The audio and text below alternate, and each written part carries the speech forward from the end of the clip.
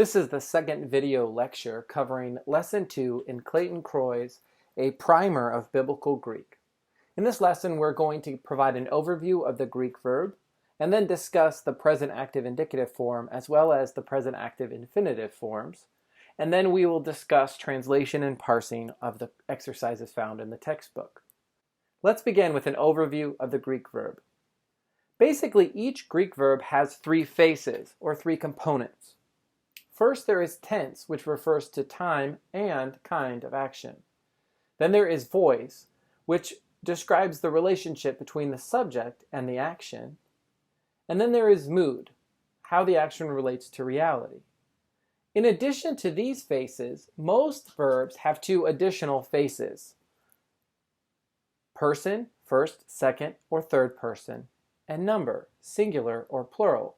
In English, these two additional faces are usually indicated by nouns or pronouns, but in Greek, these are actually rolled up into the actual form of the verb. Let's provide a little bit more detail of the Greek verb, starting with tense. Of course, as I mentioned earlier, tense can refer to time, such as past, present, and future, but it also can indicate the type of action that is envisioned by the verb. It could be a complete action or an incomplete action. So let's say a little bit more on kind of action, or what grammarians call aspect. Essentially, there are three types of actions: imperfective, aoristic, and perfective. Imperfective action denotes a process or duration of the action. So you can see I was loving, I am loving, I will be loving are examples of the imperfective in English. Then there is the perfective, which emphasizes the state or condition resulted from a completed action. So an example is I had loved, I have loved, I will have loved. And finally, you can see that there is aoristic, which is essentially the verbal idea as a whole, without any comment on process or results. This is, in Greek, the normal or unmarked aspect. And so you can see examples here of I loved, I love, I will love. There's no real emphasis on whether it's beginning or ending, or if it's the result of a completed action. It's sort of just a simple action or an unmarked action.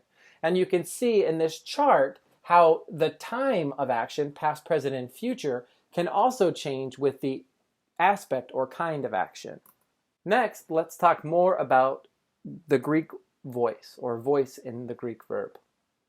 Again, like I said, this indicates the relationship between the subject and the action. The active voice says that the subject is performing the verb. The passive voice indicates that the subject is acted upon. And the middle voice is an action that refers back to the subject. So there are three voices in Greek: active, passive, and middle. Here's a nice little way that you can distinguish between active and passive voice. I finally learned how to teach my guys to ID the passive voice. If you can insert by zombies after the verb, you have passive voice. So I was loved by zombies is an indicator of passive voice, versus I love zombies. That would be an active voice. Next is mood. Again, it indicates how the action relates to reality, or the subject's view of action. That phrase in parentheses is how Croy describes it in the textbook. So indicative mood is the mood of reality. It's not a statement of fact necessarily, but it's the mood of actuality. The imperative is the mood of command. You're not just saying what something is, you're commanding something to happen, or you're commanding somebody to do something. That's the imperative. The subjunctive is the mood of possibility, and the optative is the mood of wish. We will talk more about each of these moods more as the course moves on, but this is just a general overview. Finally, let's talk about person and number. This indicates who and how many are involved with the action. So first, person indicates who. So first person is I or we. Second person is you or y'all. You all. And finally, third is he, she, it, or they. And so already in those examples, I've given you number. So it can be either singular, I, you, he, she, or it, or it can be plural, we, y'all, and they. So let's talk about Greek verb patterns, or what are referred to as paradigms. Generally, Greek verbs follow certain patterns that indicate tense, voice, and mood, person, and number in most cases.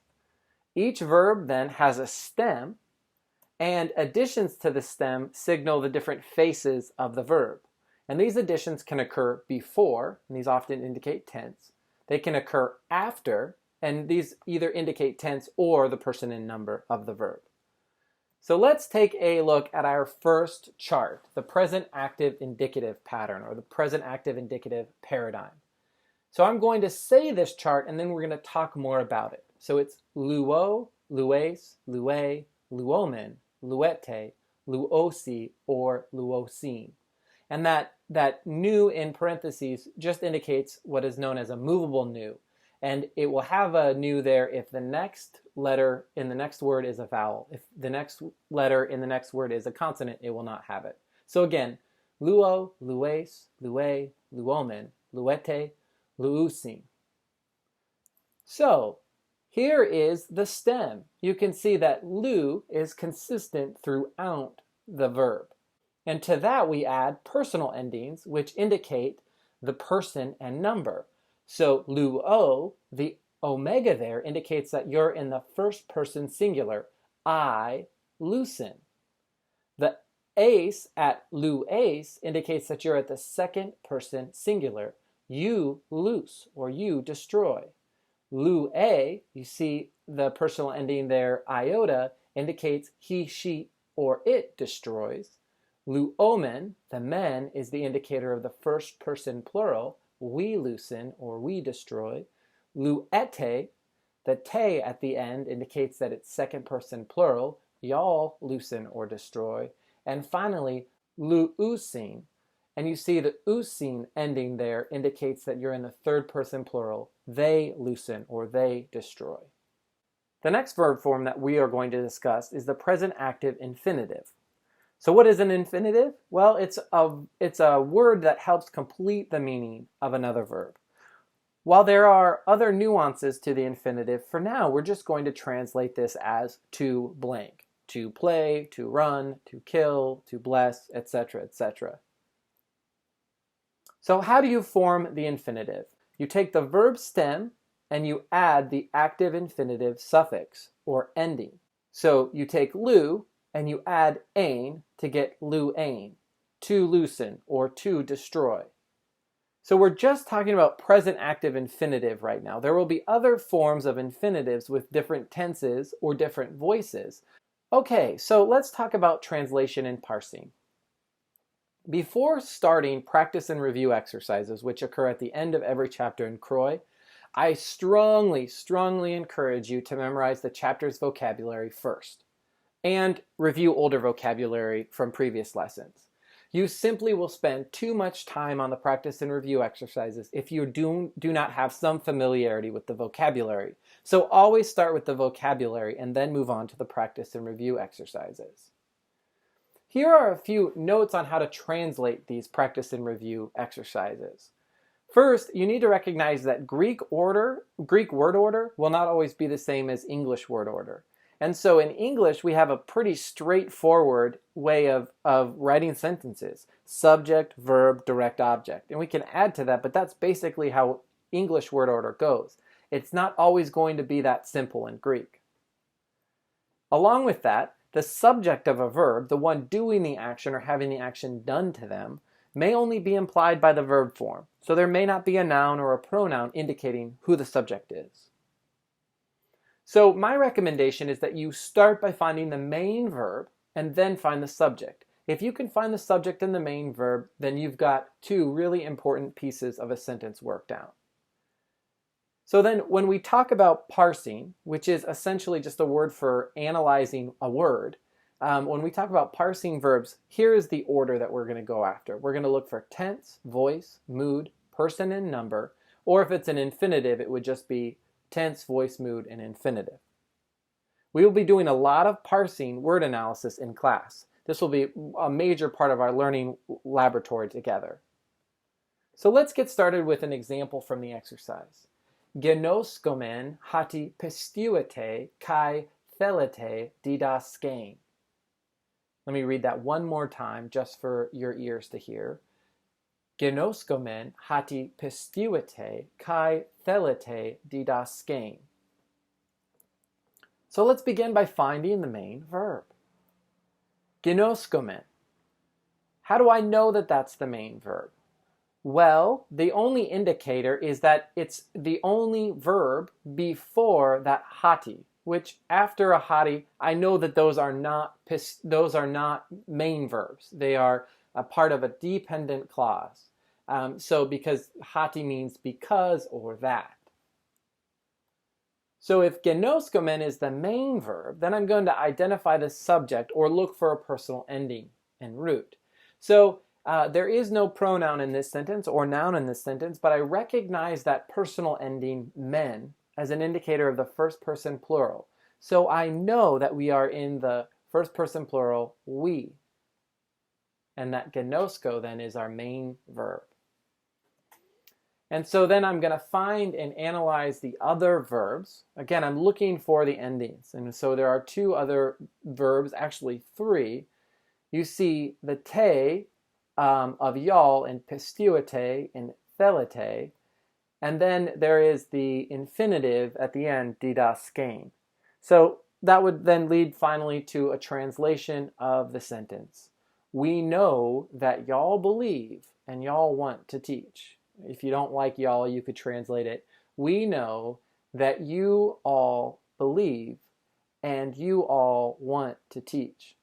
It is important, though, for translation, especially on exams, that you differentiate between you singular and you plural. Whether you use y'all or you all is up to you. Okay, let's have a quick example of what I mean by parsing or analyzing a word or a noun. So I would begin by parsing genoskomen. The way I would parse this is I would say it's present, active, indicative, first person plural. And I know that it's first person plural by the men ending. All right, then pistuete. Again, I would say present, active, indicative, second person plural. Thelete would be the same. Present, active, indicative, second person plural. And finally, didaskein would be a present, active, infinitive. Remember, with infinitives, there is no person or number in the parsing. All right, that's the end of Lesson 2 lecture. Again, like with all the other lectures in this course, I encourage you to go back to parts of the lecture that maybe were unclear, jot down any notes or questions that you might have, and then begin the practice and review exercises after you've read the chapter, watched the video lecture, and have a pretty good handle on the material. Thank you.